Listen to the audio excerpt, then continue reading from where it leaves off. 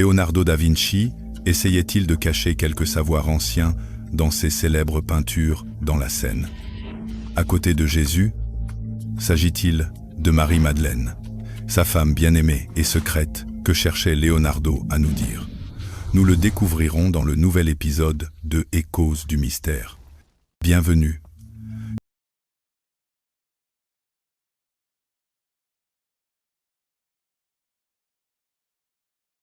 Leonardo da Vinci était un maître en mathématiques, physique, chimie, biologie, astrologie, géométrie, ingénierie, musique et, bien sûr, en art.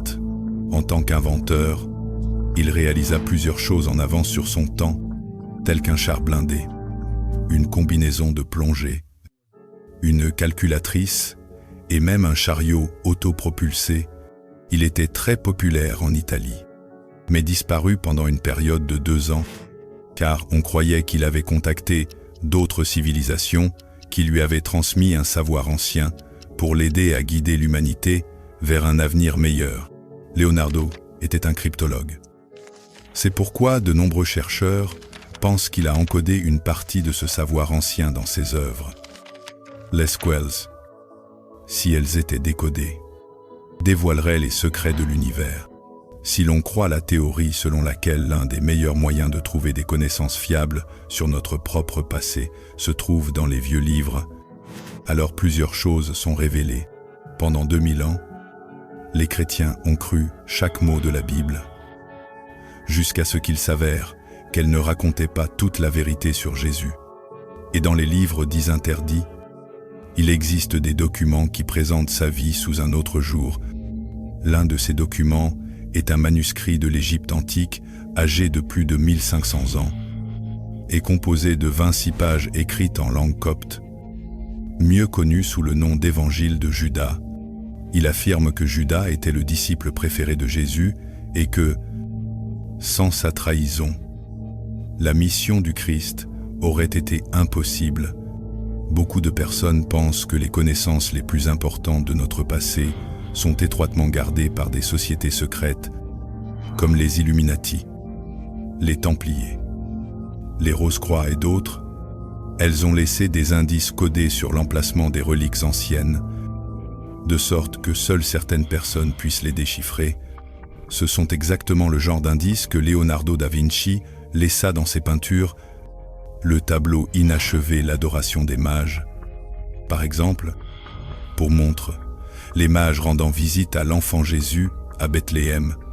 Dans la partie supérieure gauche de la peinture, la docteure Sarah Cheney trouva une scène dans laquelle 2 personnages semblent très bouleversés. Ils se tiennent sur les marches d'un temple en ruine. En regardant de plus près, elle réalisa qu'il ne s'agissait pas d'un temple détruit, mais d'un temple égyptien en cours de construction. Était-ce une allusion indiquant que Leonardo s'était lui aussi rendu en Égypte? Au sommet des colonnes du temple figurait la fleur de lotus, qui symbolisait pour les anciens Égyptiens la fleur de vie. La fleur de vie contient toute l'histoire de notre univers dans sa géométrie sacrée. Et Leonardo était obsédé par la géométrie sacrée. Dans un autre de ses célèbres dessins, il introduisit les principes de cette géométrie dans l'homme de Vitruve. L'un de ses messages cachés est précisément la fleur de vie, ce qui suggère que Leonardo était probablement familier avec un savoir cosmique et qu'il l'utilisait. Les 2 années durant lesquelles il disparut et qu'il aurait passé dans une grotte à communiquer avec diverses entités cosmiques lui donnèrent une nouvelle perspective et influencèrent ses œuvres ultérieures. Lorsqu'il revint, il était un homme différent. Les personnages de la Vierge au rocher, par exemple, sont placés dans une sorte de grotte, et derrière eux, on peut voir de grandes roches et même une source de montagne. Selon une théorie, Joseph accompagna la Vierge Marie et Jésus lors de leur voyage en Égypte. Une autre affirme toutefois que l'ange représenté était au départ Gabriel et que Leonardo le changea pour Uriel. Mais pourquoi l'aurait-il fait Uriel et l'archange de la sagesse? un être divin venu du ciel et détenteur de connaissances secrètes. Dans la peinture, c'est lui qui pointe du doigt Jésus. Le doigt pointé est un symbole utilisé en alchimie et représente la relation d'une personne avec le monde spirituel, dans le sens de l'endroit où elle se trouve sur le chemin spirituel. On suppose que la Joconde contient presque tous les symboles, mais la scène demeure une énigme qui ne peut être entièrement résolue à ce jour. L'un des tableaux les plus célèbres de Leonardo da Vinci, après la Joconde, est bien sûr la scène. Il représente le moment où Jésus annonce à ses disciples que l'un d'eux le trahira.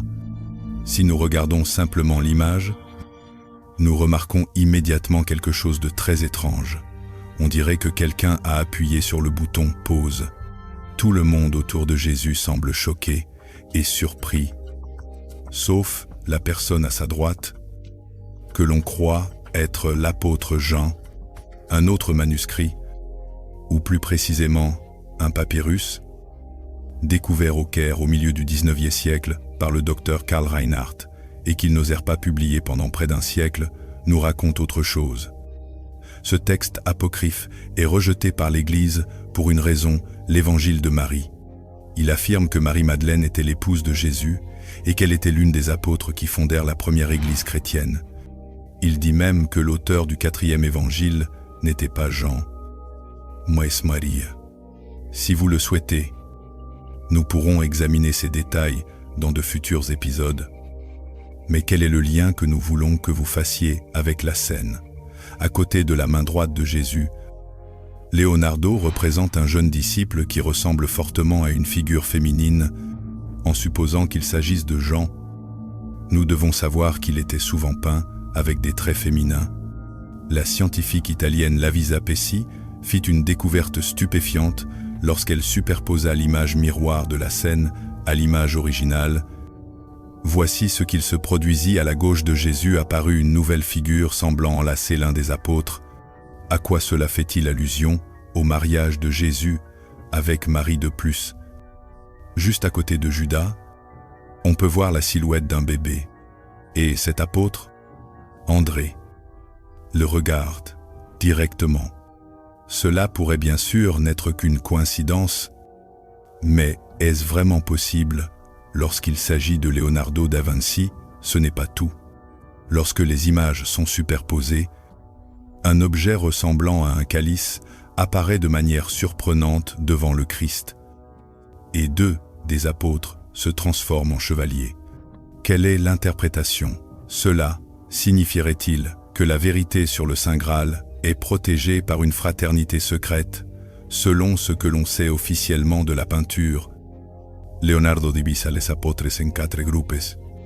Judas, Pierre et Jean, qui a les yeux fermés, sont assis à sa droite. Jean semble se pencher du côté opposé de Jésus, presque sans émotion. Son visage est très pâle. Il a de longs cheveux. Et ses vêtements ne sont pas ceux que Jean porte habituellement. Pour cette raison, et pour beaucoup d'autres, les chercheurs pensent que Jean est en réalité une femme. Est-ce une théorie folle? Elle ne le paraît plus vraiment lorsque l'on creuse davantage.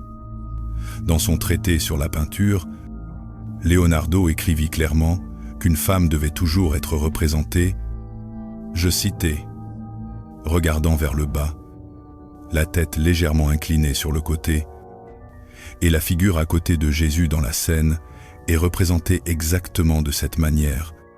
En outre, les silhouettes de la femme supposée et du Christ forment ensemble la lettre M, ce qui est un indice conduisant à Marie-Madeleine. Pinsua. La lettre M représenterait aussi le mot matrimonial, qui signifie mariage. Selon l'histoire, Marie lava les pieds du Christ et les essuya avec ses cheveux, et il est écrit que seule une épouse légitime peut faire cela. Si nous observons encore davantage, ils portent presque les mêmes vêtements. Dans le Nouveau Testament, Marie est décrite comme une disciple du Christ. Il aurait été très étrange, à l'époque, qu'un homme de 30 ans n'ait pas une épouse à ses côtés. Et l'on suppose, bien entendu, que Marie n'était pas seulement sa femme, mais qu'elle portait également son enfant, le symbolisme du sang de Jésus, du vin et du pain. Le calice est un grand verre à vin utilisé par les chrétiens lors des services divins pour recevoir le vin consacré. Nous ne pouvons pas nous empêcher de mentionner ici la théorie du Saint Graal, qui pourrait ne pas être présent sur la table sous sa forme physique, mais selon les historiens, le Graal est Marie-Madeleine elle-même. On dit qu'elle et Jésus ont des héritiers qui possèdent un ADN spécial menant la civilisation humaine à un niveau entièrement nouveau. En 2004. Et le livre La dernière scène du journaliste espagnol Javier Sierra a été publié. Les gens l'appellent l'anti-Dan Brown parce qu'il présente sa version du tableau de Da Vinci d'une manière complètement différente de celle du célèbre auteur du Da Vinci Code. Selon Sierra, le Saint Graal des Bogomils est caché dans la dernière scène, mais comme nous l'avons dit, le Saint Calice n'est pas présent sur la table sous sa forme physique. Mais pourquoi, selon Jacob, Marie est d'abord allée en Égypte, puis dans le Languedoc avec Joseph d'Arimathie. Ils se sont installés à Alexandrie puis ont fondé la première communauté chrétienne. Marie était en grand danger parce qu'elle gardait les secrets du Sauveur.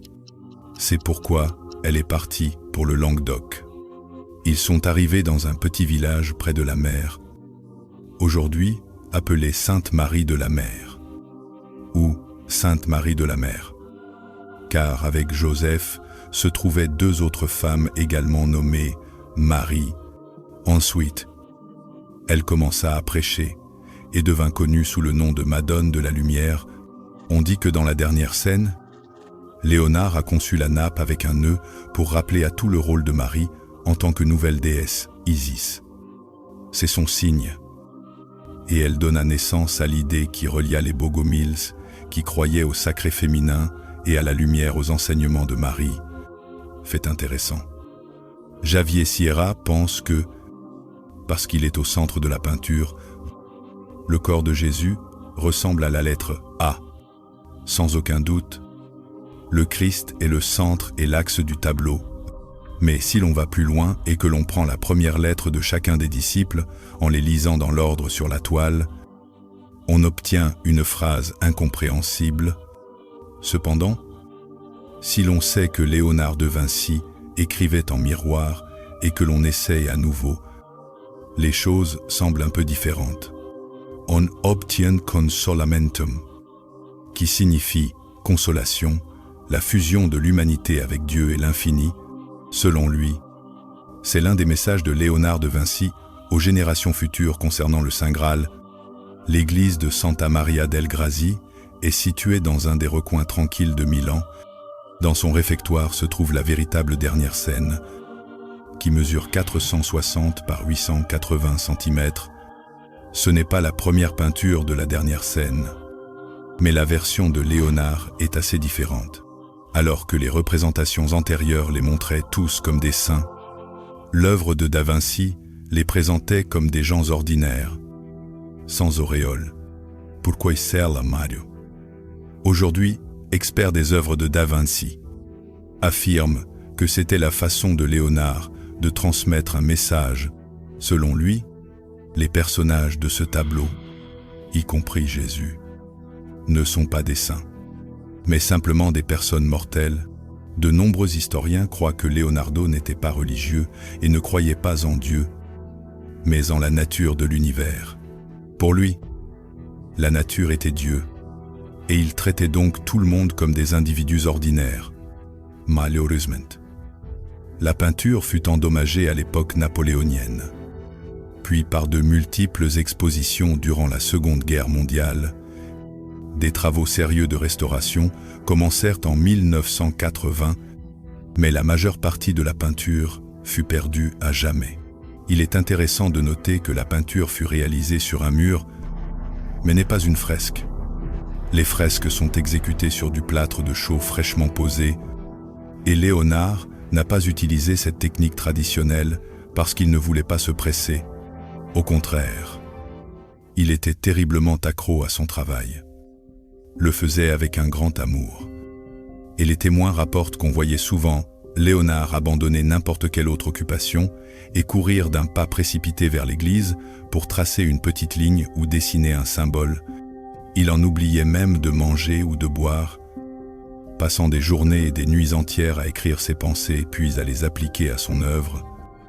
Le musicien italien Giovanni Maria Palla est convaincu que Léonard a encodé des notes musicales et une composition entière dans la dernière scène. En plus d'être un brillant artiste et inventeur, Léonard était également un musicien incroyable.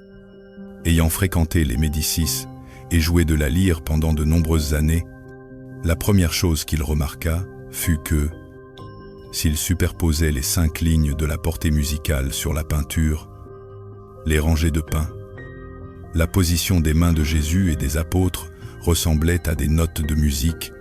Toutefois, il ne voyait pas encore de structure mélodique jusqu'à ce qu'il réalise qu'il fallait les lire de droite à gauche. Ce qui était le style de Léonard, le résultat, un requiem de 40 secondes. Selon sa description, qui sonne mieux joué à l'orgue, la musique d'église était à l'époque le plus souvent jouée sur cet instrument. Nous avons déjà vu plusieurs fois que Léonard utilisait la géométrie sacrée et la musique est basée sur les mathématiques. Il existe de nombreuses façons d'y encoder des messages.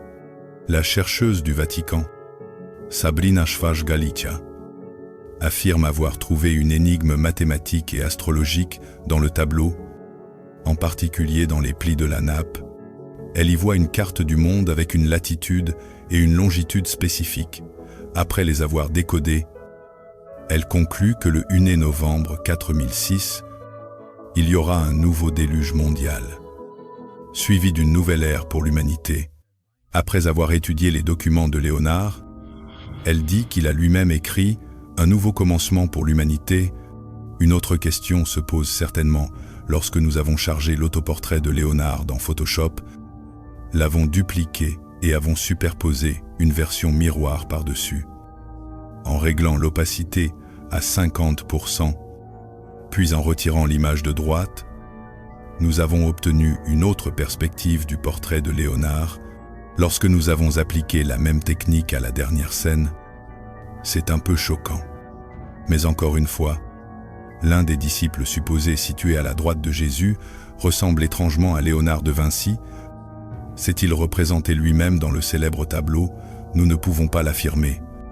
Si cela vous intéresse, vous pouvez essayer avec toutes les peintures de Léonard et laisser des commentaires sur les choses étranges que vous aurez repérées. Il est tout à fait possible que certaines ne soient que fiction, mais étant donné les différentes approches et le génie de Léonard de Vinci, nous pouvons tous convenir que tout est possible. Nous nous inclinons devant vous et vous remercions chaleureusement d'avoir regardé un nouvel épisode de Échos du mystère. Gardez l'esprit ouvert et jusqu'à notre prochaine rencontre,